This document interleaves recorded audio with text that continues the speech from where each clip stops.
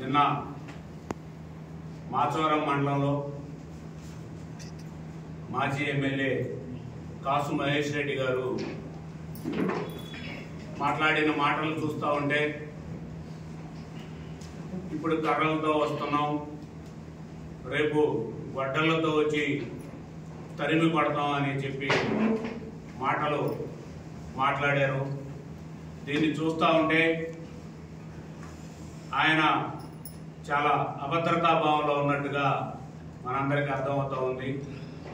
ఆయనే కాదు, వైసీపీ అధినాయకత్వం మొత్తం, అధినాయకత్వం నుంచి గ్రామ స్థాయిలోని నాయకత్వం వరకు అందరూ కూడా అభద్రతా భావంలోకి వెళ్ళిపోతూ ఉన్నారు, జారిపోతూ ఉన్నారు. ఎందుకంటే ఇవాళ ఎన్డీఏ ప్రభుత్వం చంద్రబాబు నాయుడు గారి ఆధ్వర్యంలో ఆయన ముఖ్యమంత్రిగా డిప్యూటీ సీఎం పవన్ కళ్యాణ్ గారు, అలాగే లోకేష్ గారు, స్థానికంగా మన శాసనసభ్యులు ఎర్రపనేని శ్రీనివాసరావు గారు, అట్లాగే ఎంపీ గారు, వీళ్ళందరూ కూడా కష్టపడి పనిచేస్తూ ఉన్నారు. ఈ రాష్ట్రానికి ఒక దశ దిశ ఏర్పరుస్తూ ఉన్నారు. కాబట్టి ఇంకా మన పని అయిపోయింది, వీళ్ళు చెప్పిన పనులన్నీ చేస్తూ ఉన్నారు అని చెప్పేసి ఒక అభద్రతా భావంలోకి వెళ్ళిపోయారు. ఇవాళ చంద్రబాబు నాయుడు గారు చెప్పిన సూపర్ 6లో చెప్పినటువంటి ప్రతి హామీని కూడా ఒక్కొక్కటి నెరవేర్చుకుంటూ పోతా ఉంటే వైసీపీ కాళ్ళ కింద వణుకు పుడతా ఉంది. ఇవాళ ఈరోజు కాసు మహేష్ రెడ్డి గారు ఇలా మాట్లాడుతున్నారంటే ఆశ్చర్యకరంగా ఉంది.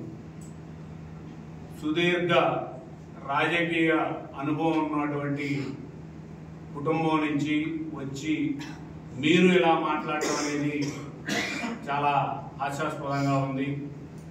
ఒకసారి మీరు జ్ఞప్తికి తెచ్చుకోండి, మీరేం చెప్పారు. నోటి దూల వల్ల వల్లభనేని వంశీ, కొడాలి నాని లాంటి నాయకుల నోటి దూల వల్ల మేము ఓడిపోయాం అని మీరే చెప్పారు. అలాంటి మీరు ఇవాళ అదే తీరుగా ఎందుకు మాట్లాడాల్సి వచ్చిందో మీరు ప్రజలకి సమాధానం చెప్పాలి. మీరు మొట్టమొదటి నుంచి కూడా మీ పార్టీ కానీ మీ నాయకులు కానీ అందరూ కూడా తల్లి లాంటి బోనమ్మని దూషించారు. అలాగే ముఖ్యమంత్రి గారిని, ఇవాళ ముఖ్యమంత్రి గారిని, చంద్రబాబు నాయుడు గారిని ఇవాళ ప్రపంచంలోనే గొప్ప నాయకుల్లో ఒకడైనటువంటి సిబిఎన్ గారిని కంటనీరు పెట్టేట్టు చేశారు. దానికి ఫలితం మీరు అనుభవించారు. ఇవాళ 151 నుంచి 11 సీట్లకి మీరు వచ్చారు. మీరు ఇవన్నీ కూడా గుర్తుపెట్టుకోవాలి. మీరు ఇవాళ చంద్రబాబు నాయుడు గారు ఈ రాష్ట్రంలో వ్యవసాయదారులకు కానివ్వండి, మహిళలకు కానివ్వండి, విద్యార్థులకు కానివ్వండి అన్ని పథకాలు అమలు చేస్తూ ఉన్నారు. మీ హయాంలో గుంతలు గుంతలుగా ఏర్పడినటువంటి రోడ్లని ఇవాళ బ్రహ్మాండంగా రిపేర్లు చేయటం కానివ్వండి, అలాగే నూతనమైనటువంటి రహదారులు నిర్మించడం కానీ చేస్తూ ఉంటే మీరు ఆ రహదారుల మీద ప్రయాణం చేస్తా రఫా అని కత్తులు తిప్పుకుంటా మీ కార్యకర్తలను మీరు తొక్కించుకుంటా స్వైర విహారం చేస్తూ ఉన్నారు. ఇది మంచి పద్ధతి కాదు. చంద్రబాబు నాయుడు గారు రోడ్లు వేపిస్తుంది ప్రజల సౌకర్యార్థం, వ్యాపారాలు కానీ వ్యవసాయానికి కానీ అనుకూలంగా ఉంటాయి. ప్రజలందరూ కూడా ట్రాన్స్పోర్ట్ వినియోగించుకుంటారని చెప్పేసి వేశారు. కానీ మీరు రఫా ఆడించుకోవడానికి లేకపోతే గొడ్డలు తీసుకొని తిరగటానికి కాదు అని చెప్పేసి కూడా తెలియజేసుకుంటా ఉన్నాం. అలాగే మీరు 3 ఊర్ల గురించి చెప్పారు. పిన్నెల్లి కానివ్వండి, కొత్త గణేశపాడి కానివ్వండి, తురగపాలెం కానివ్వండి, ఈ 3 ఊర్లలో ప్రజలు భయభ్రాంతులతో బయటికి వెళ్ళారని చెప్పారు. ఖచ్చితంగా చెప్తా ఉన్నాం, మీ హయాంలో వైఎస్ఆర్సీపీ పార్టీ హయాంలోనే ఇలాంటి గ్రామాలలో తెలుగుదేశం పార్టీ వాళ్ళని మీరు హత్యా రాజకీయాలు మారణకాండ చేసుకుంటా కాళ్ళు చేతులు ఎరగొట్టుకుంటా ఊళ్ళోకి వచ్చిన వాడిని కాళ్ళు చేయి ఎరగొట్టడం, మళ్ళా ఇంకెవరిని రాకుండా చేయటం, ఇలా చేసి వాళ్ళు వేరే ప్రాంతాల్లో నివసించేట్టు చేశారు. కానీ ఇవాళ ఎరపతినేని గారు అలా చేయట్లేదు. ఇవాళ మీరు వాళ్ళని రమ్మనండి. ఎవరు వద్దన్నారు వాళ్ళని? ఒక్క సంఘటన జరిగిందా ఎలక్షన్ తర్వాత ఈ రోజు వరకు? ఒక్క దాడి కానీ ఒక్క హత్య కానీ మన గురజాల ప్రాంతంలో, పల్నాడు ప్రాంతంలో జరిగిందా మీరు చెప్పండి. ఇవాళ వాళ్ళంతటా వాళ్ళు బయటికి వెళ్ళడం, వాళ్ళు ఎక్కడో గుంటూరులోనో విజయవాడలోనో జీవించడం, వాళ్ళు చేసిన పనికి భయంతో వెళ్ళారు. మీరు వాళ్ళని తీసుకెళ్లి జగన్ గారి దగ్గర కూర్చోబెడతారు. వాళ్ళకి ఏం అన్యాయం జరిగిందని మీరు తీసుకెళ్లి అక్కడ కూర్చోబెడుతున్నారు? మీరు ఏం ఓదారుస్తున్నారు వాళ్ళని? రండి, వాళ్ళని తీసుకొని రండి.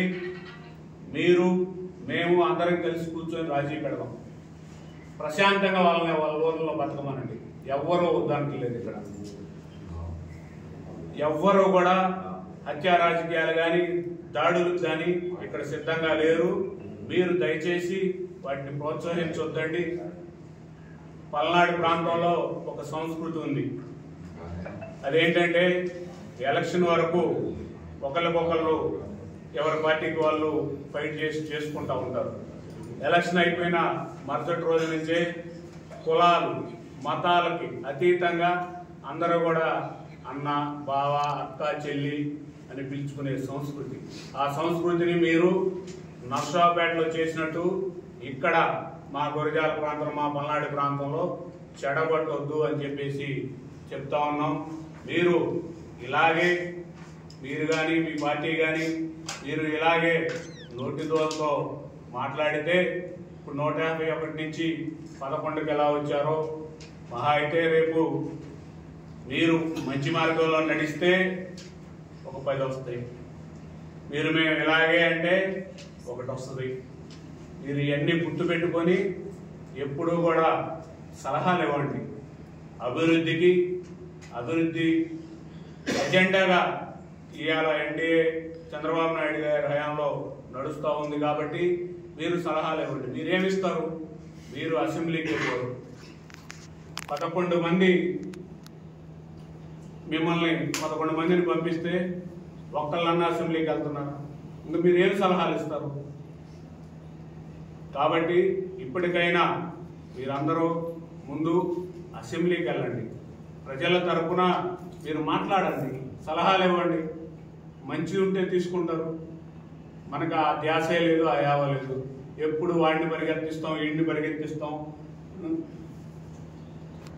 ఇట్లాంటి పరిస్థితి ఎప్పుడు ఎవరికి రాకూడదు.